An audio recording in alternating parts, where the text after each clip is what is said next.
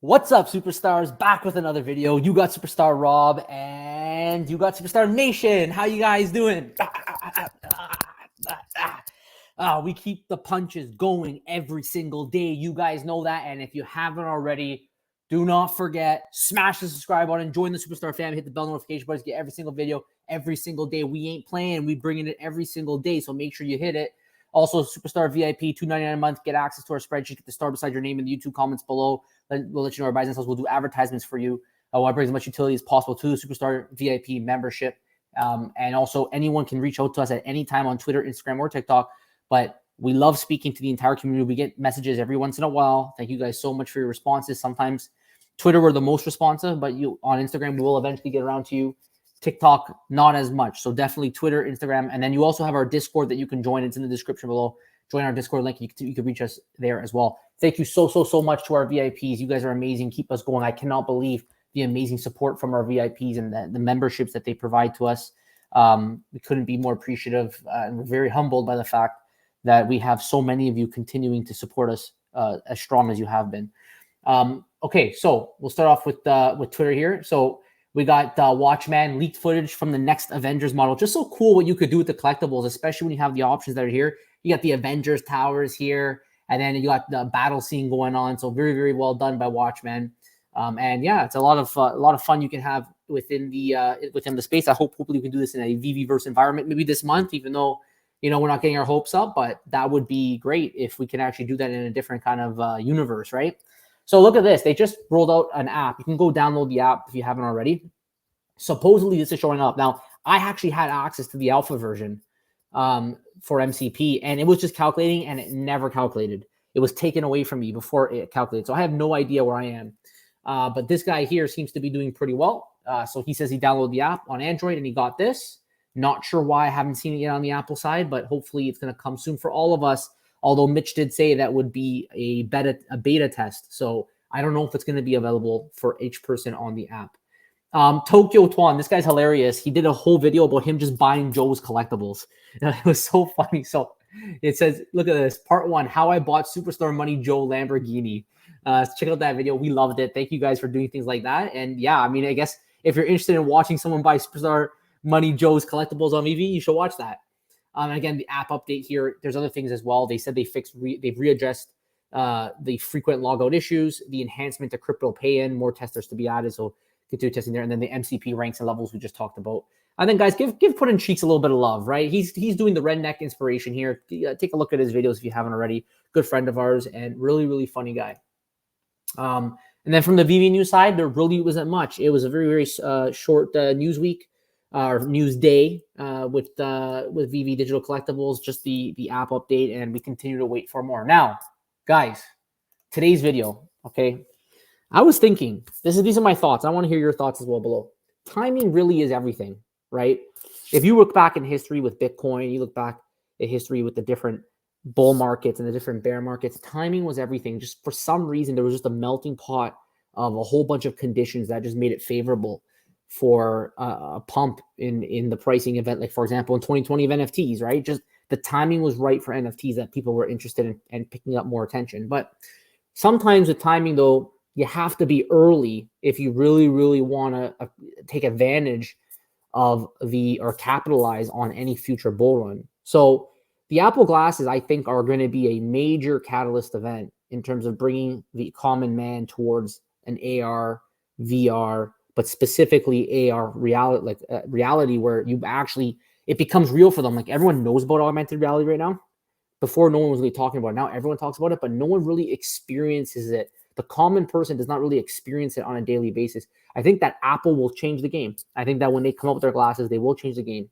But again, timing is everything. Like, when are these glasses coming out? Let's listen in. Developing its AR VR strategy for north of 6 years, 7 years, 8 years at this point. And for a long time, the strategy was twofold. We're first going to roll out this high-end Halo device that's going to be a mixed reality headset, merging virtual reality and augmented reality. A very complex, expensive $3,000 device that will cast a shadow over the AR/VR market.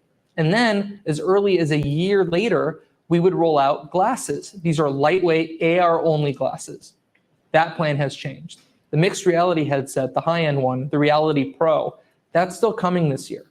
But instead of the follow-up product being the AR glasses, the successive product is going to be a new low-end version of the mixed reality headset. So one that's probably about half the price, somewhere closer to $1,500, the same price as the high-end Meta Quest Pro headset. Now, the bigger news, those AR glasses, those are not coming anytime soon. Those have been pushed back indefinitely. Lots of technical challenges, lots of difficulty, right? The big headset's going to have about 2 hours of battery life. The AR glasses are something you need to wear all day without needing to recharge them until nighttime, like a phone or an Apple Watch. If the high-end device is getting 2 hours, how could a device with even less space for components inside be worn all day? There's also challenges related to the displays, right? That's called a waveguide technology, to be able to see things in front of you while also being able to glean information off of displays. They'll have to be connected to cellular radios and Wi-Fi and Bluetooth at all times. So much complexity in that product. So it's going to be many years before we see augmented reality glasses from Apple. Okay, many years. And this is the point of the video today, which is, look at Apple. They've been working on this technology, he said, for up to 8 years. So, you know, when it comes to AR, think about yourself 8 years ago. You really weren't talking a lot about AR. You weren't really thinking a lot about AR. You knew about it. You didn't really understand the use cases. You knew it was far-fetched into the future. And you definitely weren't tying in the NFT. I know Veve was, but a lot of people, maybe those watching right now, were not thinking about how they're going to tie in AR and NFTs together. So it's the same thing with NFTs. NFTs are still pretty early in their existence. I mean, tokenization, like taking anything physical and putting it on a ledger and creating tokens for it, so you can assign, you know, percentage value of ownership, for example, or you can just just documenting ownership is something that is going to change the world. We all know it, but the actual application of that being widespread on blockchains, we're starting to get there. I mean, those who are very, very early with crypto in terms of personal transactions with Bitcoin 2012, we didn't even see Bitcoin really, really take off for another 5 years after that, right? So a lot of years got to go by. It's the same thing with the NFTs. Even though NFTs have been around now for a little bit, we are so early, right? I mean, the non-fungible aspect of these digital collectibles, at the end of the day on Veve, for example, there will be a time, I believe, that someone's going to want them for the sake of wanting them because of the utility that will come. I just can't see Veve Collectibles just staying in the app on AR through your phone. I just can't see that. Why go through all this effort to create this technology and not at some point it won't be compatible with, let's say, an Apple glasses or some other other hardware that you can use to take that and actually drop what you see in your phone? Why can't you put what's in your phone on your head and see that within your room? And geographic referencing, like geographic referencing in metaverses. I know we're talking to Cavernous guys over there at Decon. They were saying they're still a couple years away from having that widespread within the industry.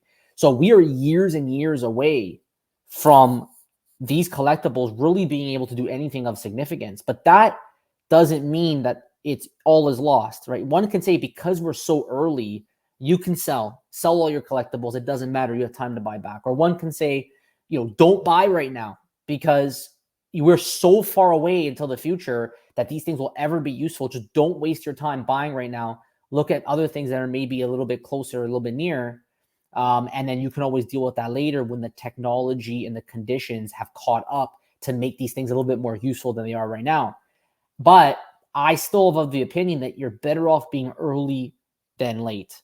And no one really knows when this is going to take off. The fact that the Apple glasses, not the glasses, the headsets coming out this year, I think is a big step in the right direction. I just don't know if it's going to be enough because people will wear glasses around. I don't think they're going to be walking around with this AR headset. It's just going to be the beginning of more to come. It's going to be the very early beginning of more to come. It's probably going to be highly gamified. There's going to be lots of games that can go along with it. He mentioned it was going to be $3,000.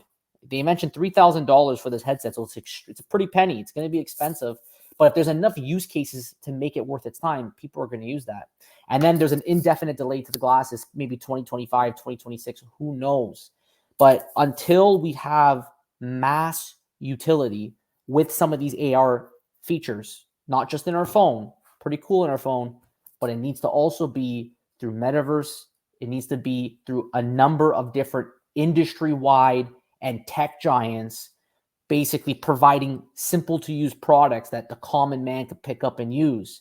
Until that happens, we unfortunately probably have to wait years until we can actually start seeing real gains from the collectibles that we have right now. The saving grace would be another NFT pump. I do think that Veve has proven in the past pump that when money inflows into the industry, it's inevitable that these collectibles will also pump. I understand that they are not your true classic Web3 NFTs, that you could bring them into your own personal wallet and have them secure with your own private key. However, they still have the character of an NFT in the sense that they're on Immutable X, right? They have a unique token, and that makes them non-fungible, right? If somebody wants to buy that specific token of that digital NFT, they will pay whatever they want to pay in order to buy it. It's just the transaction has to happen through Veve, but it will all be recorded on Immutable X at this point. So I think that on that next NFT craze, you could still get lucky if you're playing the game and you're in the system and you have these collectibles, you can still make gains, because when money starts coming back into the industry, and we saw it with crypto where money came in, then they had a pull back, then money came in again. I think it's gonna be the same thing with NFTs. Money came in, it's gonna pull back, and then money's gonna come in again. Obviously, none of this is financial advice, but this is my opinion on that NFTs will have their day again. And I just can't see how Veve NFTs will be glossed over. The fact that they have the large IPs that they do, Disney was the one that really attracted me. Marvel was the one that really attracted me, because they have these and they are officially licensed NFTs. I just can't see how in that next run that these won't pick up the same kind of value. I mean, I don't know if it's gonna go back to those same all-time highs. It probably will never go back to those all-time highs, but I don't see why it can't have hundreds of percents on top of what it is right now as we see money come back into the space. So NFTs, again, are we too early? Probably. I think that the true value of a lot of these collectibles within the Veve app, as well as other NFTs as well that are AR capable, probably won't see that much benefit from them until first metaverses. That has to happen first, just straight up metaverses. But then things like the Apple glasses that bring AR to your daily life that you could wear all day long. And this computer screen is gone. And now your computer is literally a projection through your glasses, and you can interact in the air with it with your hands. And you can do those things. When that use cases start coming into play, many years from now, these collectibles might actually be worth something. People might want to own them just for the sake of owning them, because of their historic value, or because you can place them in your house and you can look at the art on the back of my blank walls, right? You can do things like these with these glasses when they come into play. So it is my opinion that if you don't buy, it is very early. So you can make the argument that I'm not putting money into this space because it's early. There's no hype right now. I'm going to jump in later. But the counter argument is that if you do put money into the space, now you've secured yourself collectibles that, and you've given yourself a chance to pick up that next bull run. It doesn't have to be through Veve. There's other projects that can give you that chance as well. But specifically because of the licensed IP, that is the most attractive thing for me personally, which is why I prefer to hold my collectibles for the long run. All the money I've put in, I have never overextended myself. I could put in more if I want. I put in what only I feel comfortable with. If it all goes to zero, that's fine, because that's my expectation from day one. But I'm going to hold. I'm going to wait until that next bull run.